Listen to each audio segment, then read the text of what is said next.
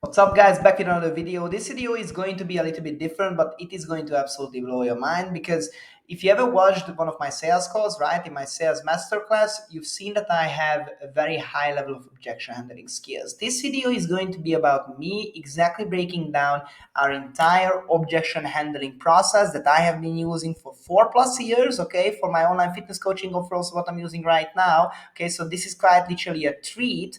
Right, so this video is going to be absolutely insane. I'm going to go through step by step. By the end of watching this video, your closing rate can very well be above 80%. Now, objection handling is not everything in sales. Okay, this is a big thing that big business gurus just teach you. Okay, that you need to be hardcore objection handling. Right, whenever you don't close, you messed up the objection handling. It's partly true. Okay, because it can be a solution of a lot of things if you do objection handling right. Okay, it's not exactly how you imagine, but I'm going to explain a little bit more on that. You need to have the right pre-selling content assets. You need to have the perfect offer in place. You need to have the perfect product in place, and you need to have the right qualified lead at the end of the call. Once you have all of this and you explain your method extremely well and you pitch your product and people have kind of concerns about buying or seem reluctant to still jump into the program right then and there, that's when you need to use objection handling. Okay, and this is what I'm going to exactly explain. All right, so let's start in the beginning. Let's say you already explained basically all of your method, right? It sounds really good. You solved every single one of the inefficiencies of that respectful prospect that you're talking with on the call, and he or she still seems reluctant. Okay. Now, what I want you to know, no matter what the hell the prospect says, let's say I need to think about it. It's too expensive. I'm not sure if I can afford it. I need to check my finances. Yeah, that sounds great. I want to jump in. So let's book a follow-up call, or yep, send me over the paperwork, and after the call, I will most probably jump in, right? Whatever they say, if they are not saying, okay, send me the payment link right now, I will transfer, you need to start objection handling. And you need to know what the hell is going on. There are two types of objections: uncertainty-based objection and financial-based objection. So the first step that you need to understand is that objection handling is a thing. Okay, because 99% of coaches don't even try with this. They just say their offer in a very generic, basic way of like, hey, my program is going to help you lose weight. Right? Do you want to jump in the program? They don't have a proper pitch. I already did videos of my entire pitch. You can get my entire pitch if you message me on Instagram. But if then the prospect says no, or I need to think about it or whatever, people just believe them, right? Like if that was ever a thing, right? Like if that was ever a thing, okay? Like okay, just let me tell you a basic example, right? 99% of the times, if you ever had a boyfriend or a girlfriend, if you're watching this, right, you never decided on them immediately, right? If you want to go in a serious relationship with that partner, right, they needed to prove themselves to you. They needed to you needed to give them lots of chances, right, for them to prove themselves to you, to show you that they are the right choice. This is what objection handling is, right? Your product could be the best, the most amazing product, but prospects can still have some kind of concern at the end of the call, which doesn't mean that they don't want to buy. Okay, I want you to understand this. Okay, as long as you would solve the concern that they have, they would buy for $3,000 upfront right then and there. This is the exact method that I use to close over 80%, right?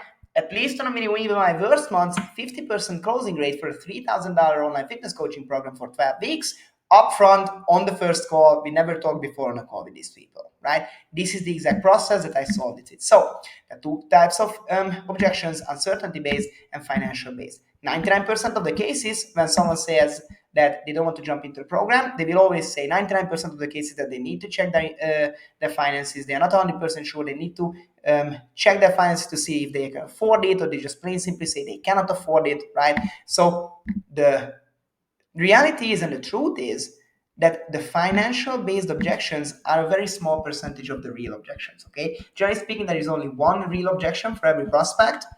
Okay, whatever the hell they are saying in the beginning. Okay, and what your job is to realize and figure out what that objection is, tie it down, solve it, and then people will jump in. Doesn't matter if they said in the beginning that they need to talk with the tooth fairy, they need to talk with their partners, they can't afford it, right? there could very well be something else, and in 99% of cases the objection is not financial, because you should already know if someone is qualified on the sales call, so you should know if they can or cannot afford it, more or less, right? Now if it's a financial based objection, it's simple, you just do the financial advisor. But if someone just says that they can't afford it and you immediately try to handle the financial based objection, you're going to miss the mark, because 99% of the cases objections are not financial based but uncertainty based. Okay, so let's go through step by step. First of all, this is a process of you 100% differentiating an uncertainty based objection from financial based objection. If you 100% know that something is a financial based objection, it's very easy to fix. Okay, you just give them a payment plan that they can sort this out with. If they 100% are sure in your program, as long as it's only the money the problem, that they can't afford it, if you offer them a payment plan, they are going to jump in. So it's crazy easy, right? The hard part is figuring out if this is actually the only objection, like the real objection that they have, and if it's not, how to solve the uncertainty based objection. Okay, so let's say someone says that they need to think about it. They can't afford it, it's too expensive. They need to do more research. They never make decisions on the call. They need to talk with their partner, right? I should have put that in there as well. But this is the following that you're going to do every single time when someone says that. Okay, if they say it's too expensive, whatever, right? Money aside for a second. Okay, stuff like this, right? Oh no, sorry, before, right? You always agree, right? No problem, totally understand. And then money aside for a second, right? The XYZ thing aside for a second. So other than the fact, right? If you put the fact that you need to think about it a little bit aside for a second, right? If we put the fact that you're not making decisions on the call aside for a second, if you put your partner aside for a second, right? That you need to talk with them, right? Can you explain a little bit more, right? What do you mean exactly? Like, why would you need to talk with your partner, right? So what you do is you start asking questions. You don't let them go, right? You start asking questions. If someone says, can they that they can't afford it, right? Whatever. If they say any of these excuses or any of the billion excuses that people can say, let's say, oh well, I just want to invest into a house next month, so I can't buy, right? Whatever that means, you need to dig deeper. You always need to dig deeper. So questions like, what do you mean exactly? Why is that? So you're not sure in that? Can you explain that? Would that stop you from starting? You need to start giving them chances to explain, right? Because people say a surface level thing. Oftentimes prospects don't even know themselves what their concern is, whatever they say, right? Someone could say that, well, I'm not sure if I can afford it. Yet their problem is that they don't trust in themselves that they can execute on your program, so they are afraid of not getting results. And thus, if they are not getting results, of course, the price wouldn't be worth it. So how that correlates in their mind is, I can't afford it, right? They can't afford what you offer, right? But if it was the perfect offer for them, if they are 100% sure they can get results, they would afford anything, right? They would be able to pay for anything, right? So you need to start thinking that you always need to dig deeper. This is the basis for objection handling. You don't take anything at face value. You start asking more questions. You start digging deeper. So as soon as someone says something, right, always agree, never go against the prospect. No problem. Totally understand. Also, you should always come from a frame where you don't need the money. You just want to help someone, okay? So ethical and good objection handling is not a forceful process. You're not forcing anyone to do anything. You're just quite literally being a good coach. You dig deeper, you agree with them, no problem, totally understand, right? You start asking questions. So, okay, if you put that aside for a second, right? What do you mean exactly, right? What's the problem here, okay? What do you mean by you can't afford it, right? You don't have the money? Like, can you explain that a little bit? What kind of financial situation are you in, or like, what's the problem, right? Are you not sure that you can get the results, stuff like that, right? But I'm going to go through these exact steps, okay? So the prospect explains a little bit more, right? So what you do then, once you know a little bit more, right? You do the 1 to 10 process, okay? This process you should do on every single sales call. If you're really smart and you're experienced, you should do the 1 to 10 process even before saying your price, right? Basically 100% of the cases I do the 1 to 10 process even before explaining my price, right? Pitching them on my price, actually telling people my price, because I want to pre-handle every uncertainty based objection. This is the best way of you handling every uncertainty based concern, and then making sure that the only problem is going to be financial, right? 99% of the cases that works, okay? But let's say you didn't do it before pitching your price. At this stage, when someone explained the basic level surface level problem, and you said no problem, you got to know a little bit more about that, right? You do the 1 to 10 process, okay? So first, again, what I said, if you put that aside for a second, right? Just let's put that aside for a second. What do you think of the process, right? Because at the end of the day, the main point is what the prospect thinks of your process, okay? Like, People for the right product would be willing to go in deep depth. Okay, if someone has serious health problems, type 2 diabetes, and is afraid that he's not going to be there for their children long term, right, he would be willing to get credit, and he has probably already done that for different medical services, let's say in the USA, to solve this problem. So not being able to afford this stuff like that, especially if it's a qualified lead, is not a real problem, right? What you need to know is, if you put that concern, basic level concern, what do they think of the process? Because as long as they're confident in your process, they are going to buy. Okay, prospect answers. Right? What you say here is, and this is how you always say the one-to-ten process. You can basically copy paste this into your objection handling process, right? You can say almost the exact same way every time. Obviously, always personalize it around the prospect. I understand that. Look, one of the most important things in our company is to make sure that we're on the same page, which means alignment. We are going to invest a lot of our one-on-one time into you and do everything in our power to make you succeed. But that's only possible if you're 100% committed to this and we are totally on the same page. So just to make sure we have that, I want to ask, if we had to put a number on it, what number would you give the program between 1 to 10? 1 being, it's not for me, get out of here, right? Like, you can say it in a funny way. And 10 being, this is exactly what I need. I'm confident that I can get the results with this program, right? Because this is the best way of deciding if someone has an uncertainty-based objection. Now, obviously, they will give you an answer, okay? You can basically copy-paste this entire process, okay? You never do the 1 to 10 process just out of the blue, like, okay, so 1 to 10, what do you think of the program? Okay, it's never going to work. Right? Because it's salesy, it comes off as sleazy, salesy, pushy, right? People will cringe out, people will want to jump on the call. The number one skill of a good salesperson is empathy and making people understand that you just want to have them, right? Now, our clients sometimes, when we start working together and we teach them these things, they start thinking that, oh, okay, so like that's like a technique or a strategy. There is no technique here. Okay, it's not a technique, right? Quite literally, you should genuinely come from the frame where you want to have someone. You just want to have people make the right decision, right? As long as you're confident in your product, which I am, always, you should be. If you're not, then definitely don't try to book a call with us, okay? Because we want people who can actually deliver results. But if you know that you can deliver results, just have this frame, right? Genuinely ask the 1 to 10 process. Explain why you're asking that. You're going to invest a lot of your time. You don't need his money, right? Because you have loads of money. This is the mindset you should come from, okay? So what's the issue with the product, right? Now, if someone gives you anything but a very, very confident 10, right? Let's say 8 or 9, 9, 7. I would give it a 7, right? You need to dig deeper. Okay, the only time when you should go ahead is when someone says, no, it's a 10 out of 10 program. Like, I just want to know the pricing. This is exactly what I'm looking for, 100%. It's a 10, right? Then you don't need to ask further more questions. There is no uncertainty-based objection, right?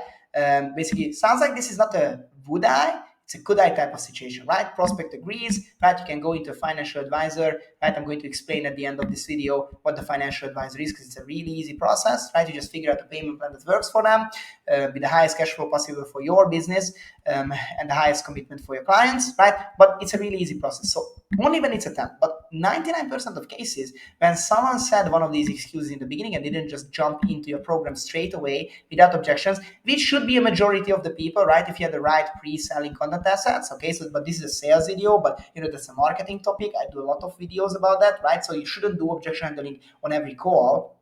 It's not what you should do. You shouldn't grind it out on sales calls. You should pre-sell your prospects. So if it gets to this point, anything but a very confident 10, right? They're not 100% sure in what you're doing. So the next question is pretty cheeky question. What would make it a 10?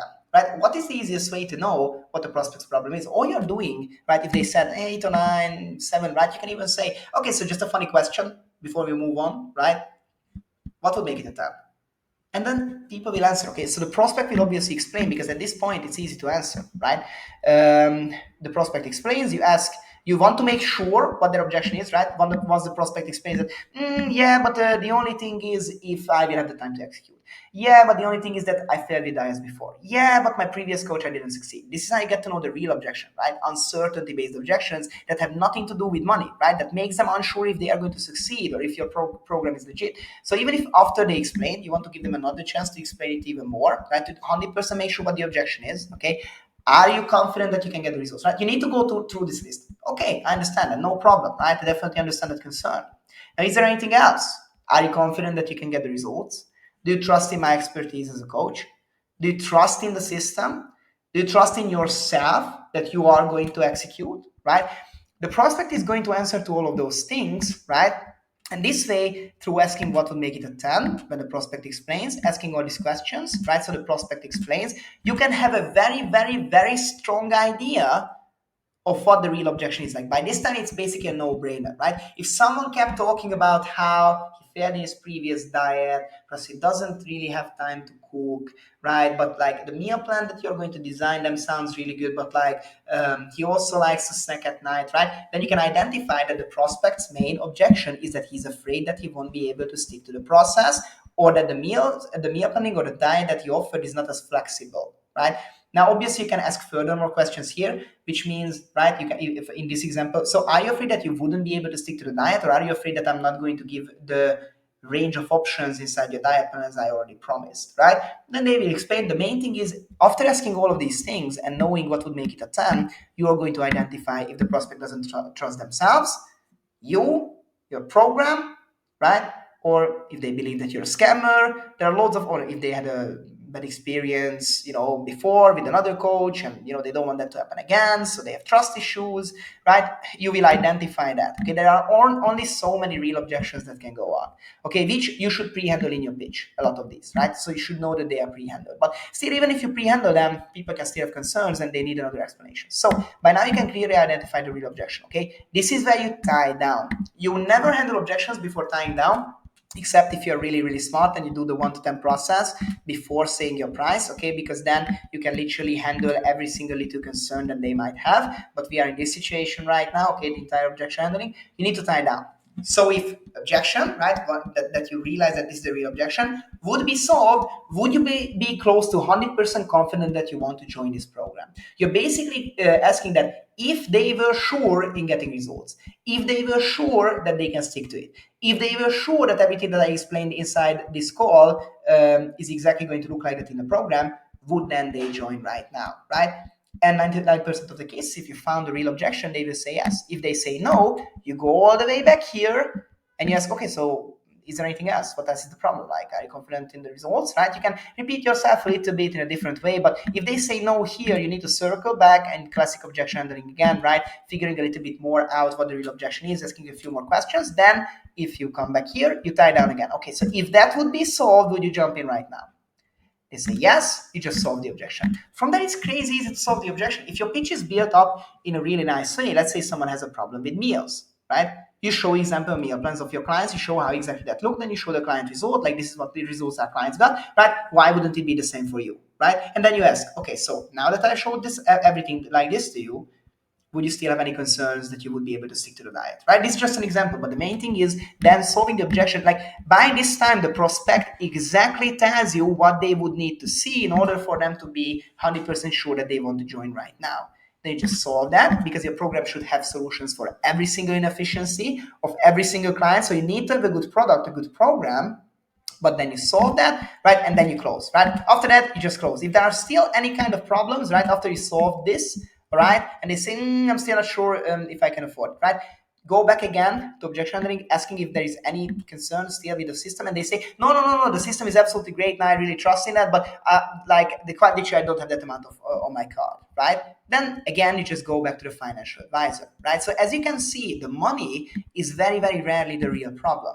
The money is only a technical problem. Just because someone can't afford something, they will still buy it, right? They will buy from credit card. They will buy on a payment plan.